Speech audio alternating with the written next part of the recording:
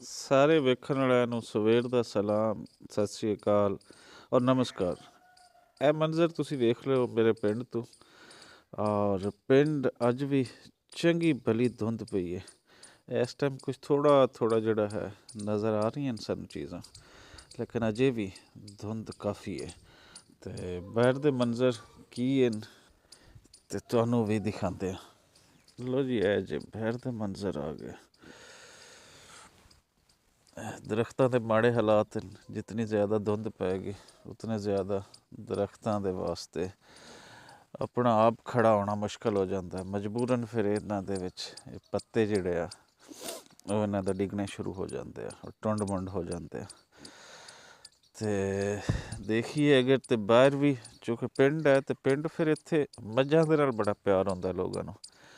ਫਿਰ ਮੱਝਾਂ ਹੀ ਚਾਰ ਚੁਫੇਰੇ ਤੋਂ ਨਜ਼ਰ ਆਉਂਦੀਆਂ ਨੇ। ਕੁਝ ਜਿਹੜੀਆਂ ਬਹੁਤ ਪਿਆਰੀਆਂ ਮੱਝਾਂ ਆਉਂਦੀਆਂ ਨੇ ਉਹ ਤਾਂ ਘਰਾਂ ਦੇ ਅੰਦਰ ਵੀ ਆਉਂਦੀਆਂ, ਜਿਵੇਂ ਤੁਸੀਂ ਪਿੱਛੇ ਦੇਖ ਸਕੇ ਹੋ ਇੱਕ ਮੱਝ।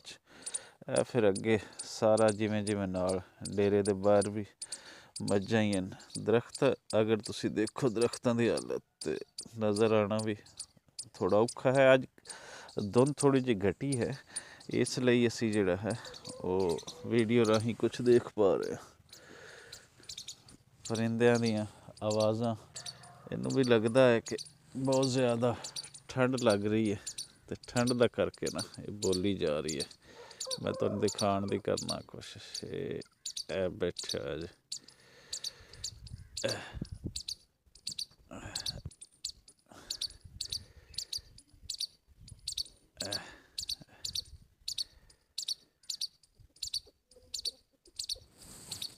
ਦੇਖਦੇ ਹਾਂ ਅੱਗੇ ਦੇ ਕੀ ਮੰਜ਼ਰ ਹਨ। ਅੱਗੇ ਦੇ ਵੀ ਇਹੀ ਮੰਜ਼ਰ ਹਨ ਜੋ ਇੱਥੋਂ ਦੇ ਹਨ। ਸੋ ਪਿੰਡਾਂ ਦੀ ਇੱਕ ਖਾਸ ਪਛਾਣ ਜਿਹੜੀ ਤੁਹਾਨੂੰ ਨਜ਼ਰ ਆਏਗੀ, ਉਹ ਨਜ਼ਰ ਆਏਗੀ ਕਿ ਇੱਥੇ ਜਿਹੜਾ ਗੋਬਰ ਹੈ, ਗੋਹਾ ਹੈ ਜਾਨਵਰਾਂ ਦਾ, ਉਹਨੂੰ ਸੁਕਾ ਕੇ ਅਤੇ ਬਾਲਣ ਦੇ ਤੌਰ 'ਤੇ ਇਸਤੇਮਾਲ ਕੀਤਾ ਜਾਂਦਾ। ਬਾਲਣ ਦੇ ਤੌਰ 'ਤੇ ਹੋਰ ਵੀ ਚੀਜ਼ਾਂ ਇਸਤੇਮਾਲ ਹੁੰਦੀਆਂ ਜਿਹੜੀਆਂ ਤੁਹਾਨੂੰ ਦਿਖਾਉਂਦੇ ਹਾਂ, ਲੇਕਿਨ ਖ਼ਾਸ ਫਿਰ ਜਦੋਂ ਲੱਕੜੀ ਦੀ ਕਮੀ ਆਉਂਦੀ ਹੈ ਅਤੇ ਇਹਦਾ ਗੋਹੇ ਦਾ ਇਸਤੇਮਾਲ ਜਿਹੜਾ ਹੈ ਉਹ ਕੀਤਾ ਜਾਂਦਾ ਹੈ, ਜਿਹਨੂੰ ਗੋਬਰ ਵੀ ਕਿਹਾ ਜਾਂਦਾ। ਇਹ ਲੱਕੜੀ ਦਾ ਹੀ ਇਸਤੇਮਾਲ ਹੈ ਕਿ ਜਿਹੜੀ ਦਰਖਤਾਂ ਤੋਂ ਤੋੜ ਲਈ ਜਾਂਦੀ ਹੈ ਅਤੇ ਇੱਥੇ ਸਾਨੂੰ ਨਜ਼ਰ ਆ ਰਹੀ ਹੈ। ਕਾਂ ਸਨ ਨਜ਼ਰ ਆ ਰਹੇ ਨੇ ਚਾਰ ਚੁਫੇਰੇ, ਅਤੇ ਬਾਕੀ ਪਰਿੰਦਿਆਂ ਦੇ ਵਿੱਚ ਹੋਰ ਕੋਈ ਇਤਨੇ ਖਾਸ ਪਰਿੰਦੇ ਸਾਨੂੰ ਨਜ਼ਰ ਨਹੀਂ ਆ ਰਹੇ। ਇਹ ਇੱਕ ਸਾਡੇ ਸਾਹਮਣੇ ਦੌੜੀ ਜਾ ਰਹੀ ਹੈ, ਇਹਨੂੰ ਬੋਲਦੇ ਨੇ ਟਟੀਲ। ਮੈਂ ਦਿਖਾਨਾ, ਰੋਕੀ ਨਹੀਂ ਰਹੀ, ਅੱਗੇ ਅੱਗੇ ਹੀ ਦੌੜੀ ਜਾ ਰਹੀ। ਸ਼ਾਇਦ ਉਹਨੇ ਮੈਨੂੰ ਦੇਖ ਲਿਆ, ਉਹ ਉੱਡ ਗਈ, ਆਵਾਜ਼ ਤੁਹਾਨੂੰ ਆਈ ਹੋਏਗੀ। ਵੱਡੇ ਦਰਖਤ ਜਿਹੜਾ ਬੋਹੜ ਦਾ ਇੱਥੇ ਹੈ, ਉਹਦੇ ਤੁਸੀਂ ਮੰਜ਼ਰ ਇਹ ਦੇਖ ਸਕਦੇ ਹੋ। ਥੋੜ੍ਹਾ ਜਿਹਾ ਅਗਰ ਅੱਗੇ ਜਾਈਏ ਅਤੇ ਅੱਗੇ ਫਸਲਾਂ ਸ਼ੁਰੂ ਹੋ ਜਾਂਦੀਆਂ, ਕਿਉਂਕਿ ਪਿੰਡਾਂ ਦਾ, ਔਰ ਪਿੰਡਾਂ ਦੇ ਵਿੱਚ ਖਾਸ ਕਰ ਜਿਹੜੀਆਂ ਛੋਟੀਆਂ ਬਸਤੀਆਂ ਹਨ, ਇਹ ਲੋਕਾਂ ਨੇ ਜ਼ਮੀਨਾਂ ਦੇ ਅੰਦਰ ਹੀ ਵਸਾਈਆਂ ਹੋਈਆਂ ਨੇ। ਇਸੇ ਤਰੀਕੇ ਨਾਲ ਸਾਡੀ ਬਸਤੀ ਵੀ ਜਿਹੜੀ ਹੈ ਉਹ ਵੀ ਜ਼ਮੀਨਾਂ ਦੇ ਅੰਦਰ ਹੀ ਵਸਾਈ ਗਈ ਸੀ ਕੋਈ ਅੱਜ ਤੋਂ 50 ਸਾਲ ਪਹਿਲੇ। ਅਤੇ ਚਾਰ ਚੁਫੇਰੇ ਜਦੋਂ ਵੀ ਘਰ ਤੋਂ ਨਿਕਲਦੇ ਹਾਂ ਤਾਂ ਜ਼ਮੀਨਾਂ ਹੀ ਜ਼ਮੀਨਾਂ ਜਿਹੜੀਆਂ ਹਨ ਉਹ ਨਜ਼ਰ ਆਉਂਦੀਆਂ ਹਨ। ਇਹ ਅਗਰ ਦੇਖੋ ਤਾਂ ਇਹ ਕਣਕ ਦੀ ਫਸਲ ਹੈ, ਇਸ ਨੂੰ ਪਹਿਲਾਂ ਪਾਣੀ ਲੱਗ ਚੁੱਕਾ ਹੈ, ਲੇਕਿਨ ਧੁੰਦ ਦੇ ਵਿੱਚ ਅਜੇ ਕੋਈ ਚੀਜ਼ ਨਜ਼ਰ ਨਹੀਂ ਆ ਰਹੀ। ਅਤੇ ਘਟੀ ਹੈ ਧੁੰਦ, ਜਿਵੇਂ ਕਿ ਮੈਂ ਪਹਿਲੇ ਦੱਸ ਰਹੀ ਹਾਂ, ਲੇਕਿਨ ਅਜੇ ਤੱਕ ਵੀ ਧੁੰਦ ਹੈ। ਚਾਰ ਚੁਫੇਰੇ ਧੁੰਦ ਦੀ ਧੁੰਦ, ਇੰਝ ਜਿਵੇਂ ਚਿੱਟੀ ਚਾਦਰ ਕਿਸੇ ਨੇ ਲਪੇਟੀ ਹੋਈ ਹੁੰਦੀ ਹੈ। ਚਾਰ ਚੁਫੇਰੇ ਦੱਸਦੇ ਜਾਈਏ ਕਿ ਜਿੱਥੇ ਇਹਨਾਂ ਠੰਡਾਂ ਦੇ, ਇਹਨਾਂ ਧੁੰਦਾਂ ਦੇ ਨੁਕਸਾਨ ਹਨ, ਉੱਥੇ ਫਾਇਦਾ ਵੀ ਬਹੁਤ ਹੁੰਦਾ। ਔਰ ਅਗਰ ਫਾਇਦਾ ਤੁਹਾਨੂੰ ਦੱਸੀਏ ਤਾਂ ਜਿਹੜੀ ਇਹ ਕਣਕ ਦੀ ਫਸਲ ਹੈ, ਜਿਹੜੀ ਮੈਂ ਤੁਹਾਨੂੰ ਦਿਖਾ ਰਹੀ ਹਾਂ, ਇਸ ਨੂੰ ਬਹੁਤ ਜ਼ਿਆਦਾ ਫਾਇਦਾ ਹੁੰਦਾ ਹੈ। ਇਸ ਨੂੰ ਜਿਤਨੀ ਜ਼ਿਆਦਾ ਠੰਡ ਮਿਲੇਗੀ ਉਤਨਾ ਇਸ ਦਾ ਜਿਹੜਾ ਪੌਦਾ ਹੈ ਮਜ਼ਬੂਤ ਹੋਏਗਾ ਔਰ ਤਾਕਤਵਰ ਹੋਏਗਾ। ਜਿਤਨੀ ਜ਼ਿਆਦਾ ਧੁੱਪ ਪੈਗੀ ਇਹ ਕਮਜ਼ੋਰ ਹੋਏਗਾ, ਇਹਦੀ ਬੜੋਤਰੀ ਜਿਹੜੀ, ਇਹਦੀ ਗਰੋਥ ਉਤਨੀ ਰੁਕ ਜਾਂਦੀ। ਇੰਝ ਦੇ ਮੰਜ਼ਰ ਕੁਛ ਤੁਹਾਨੂੰ ਪਿੰਡਾਂ ਦੇ ਵਿੱਚ ਜਿਹੜੇ ਆ ਦੇਖਣ ਨੂੰ ਲੱਭਦੇ ਆ।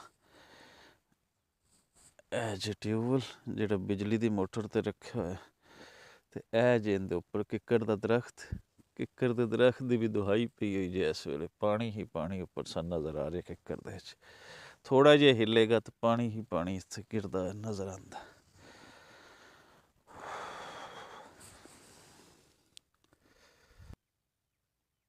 ਅੱਗੇ ਆਈਏ ਤੇ ਫਿਰ ਇਸ ਤੋਂ ਜਿਹੜੀ ਕੋਈ ਇੱਕ ਪਾਣੀ ਪਹਿਲੇ ਵਾਲੀ ਕਣਕ ਹੈ ਉਹ ਹੈ, ਇਹਨੂੰ 2 ਪਾਣੀ ਲੱਗ ਚੁੱਕੇ ਨੇ ਇਸ ਕਣਕ ਨੂੰ।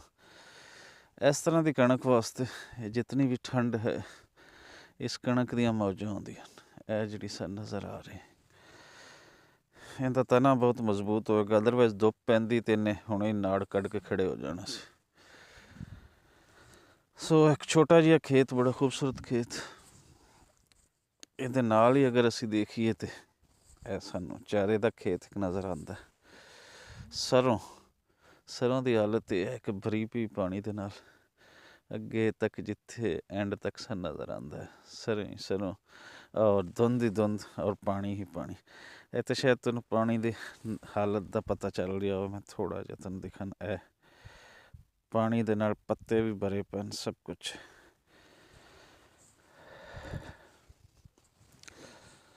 ਸਾਰੇ ਮੰਜ਼ਰ ਧੁੰਦ ਦੇ ਵਿੱਚ ਲੁਕੇ, ਲੇਕਿਨ ਇੱਕ ਤਰ੍ਹਾਂ ਦਾ ਅਸੀਂ ਦੇਖੀਏ ਤਾਂ ਚੰਗਾ ਵੀ ਲੱਗਦਾ ਹੈ। ਯਕਸਾਨੀਅਤ ਜਿਹੜੀ ਹੈ, ਇੱਕੋ ਤਰ੍ਹਾਂ ਦੀ ਲਾਈਫ ਹੈ, ਉਹਦੇ ਤੋਂ ਵੱਧ ਕੇ ਕੁਛ ਸਾਨੂੰ ਨਜ਼ਰ ਆਉਂਦਾ ਹੈ। ਇਸ ਸਾਈਡ ਤੋਂ ਅਗਰ ਇਸ ਵੀਊ ਤੋਂ ਅਸੀਂ ਦੇਖੀਏ ਤੇ ਇਹ ਇੰਝ ਦੇ ਮੰਜ਼ਰ ਜਿਹੜੇ ਹੈ ਉਹ ਸਾਨੂੰ ਨਜ਼ਰ ਆ ਰਹੇ।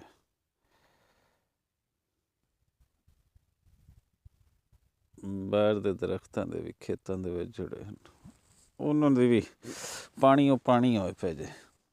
ਅਤੇ ਇਸ ਟਾਈਮ ਮੇਰਾ ਹੱਥ ਵੀ ਜਿਹੜਾ ਹੈ, ਜਿਸ ਹੱਥ ਨਾਲ ਮੈਂ ਮੋਬਾਈਲ ਬਾਹਰ ਕੱਢ ਕੇ ਵੀਡੀਓ ਬਣਾ ਰਹੀ ਹਾਂ, ਵੀ ਯਖ ਮੇਰਾ ਹੋ ਚੁੱਕਾ ਹੈ ਬਰਫ਼ ਦੇ ਵਿੱਚ। ਇੰਝ ਜਿਵੇਂ ਤੁਸੀਂ ਬਰਫ਼ ਨੂੰ ਆਪਣੇ ਹੱਥ ਦੇ ਵਿੱਚ ਰੱਖ ਦਿਓ ਜਾਂ ਹੱਥ ਦੇ ਉੱਤੇ ਬਰਫ਼ ਰੱਖ ਦਿਓ, ਅਤੇ ਉਹ ਹਾਲਤ ਜਿਹੜੀ ਹੈ ਉਹ ਹੈ ਜੀ। ਇਹ ਖੇਤ ਗੋਂਗਲੂਆਂ ਦਾ, ਜਿਹਨੂੰ ਬਾਜ਼ ਲੋਕ, ਮਾਡਰਨ ਲੋਕ ਹੁਣ ਸ਼ਲਜਮ ਵੀ ਕਹਿੰਦੇ ਹਨ। ਅਤੇ ਇਹ ਅੱਗੇ ਦੇ ਮੰਜ਼ਰ ਜਿੱਥੇ ਤੱਕ ਨਜ਼ਰ ਜਾਏਗੀ, 4 ਚੁਫੇਰੇ ਧੁੰਦ ਹੀ ਧੁੰਦ। ਅਤੇ ਮੇਰੇ ਬੱਸ ਹੋ ਚੁੱਕੀ ਜੇ ਹੱਦ ਦੀ। ਅਤੇ ਕੱਲ੍ਹ ਮੈਂ ਇੱਥੇ ਅਗਰ ਰਿਹਾ ਤਾਂ ਤੁਹਾਨੂੰ ਕੁਛ ਹੋਰ ਮੰਜ਼ਰ ਦਿਖਾਵਾਂਗਾ। ਫਿਲਹਾਲ ਦਿਓ ਇਜਾਜ਼ਤ, ਰੱਬ ਰਾਖਾ। ਮਿਲਦੇ ਹਾਂ ਕਿਸੇ ਹੋਰ ਵੀਡੀਓ ਦੇ ਨਾਲ।